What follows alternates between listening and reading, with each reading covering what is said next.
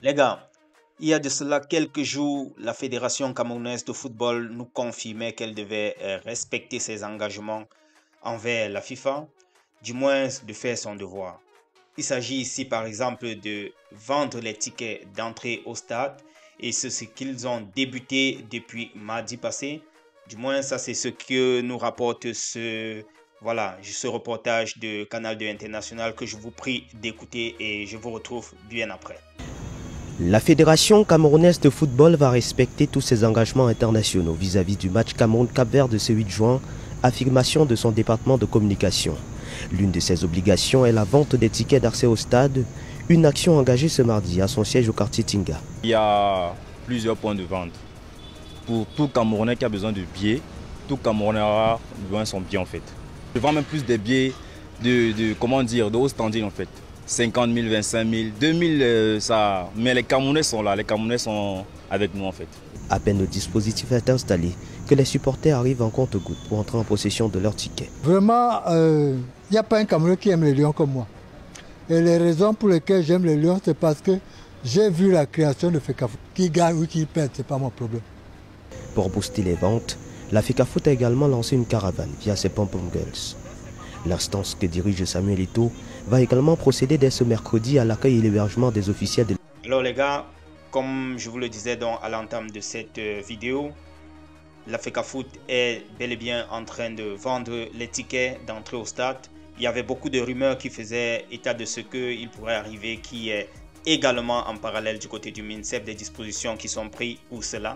Je ne sais pas s'il y a la possibilité de dupliquer les billets de la FECAFOOT et les billets du MINSEP. Je ne sais pas trop. Je ne suis pas très ancré dans ce processus-là. Voilà, j'y arrive, ce processus-là. Mais qu'à cela ne tienne, j'aimerais parler d'un fait insolite qui est en train d'enflammer un peu la toile depuis hier. Il s'agit bel et bien ici de cette interview accordée par Choupo-Moting à la fin des entraînements. Et c'était dans une salle, voilà, pas comme une qu'on connaît à l'accoutumée, une salle comme ça, une salle quelconque. Pas de background, pas de logo, pas d'habillage tel qu'on le connaît avec les différents sponsors des Lions Indomptables. Bref, c'était une salle qui était tout sauf ce que nous connaissons. Et c'était en plus très sombre. Au départ, c'était l'artiste Malox qui a donc fait la dénonciation à travers sa page. Mais ce n'est plus resté dans notre triangle national, c'est maintenant à l'extérieur.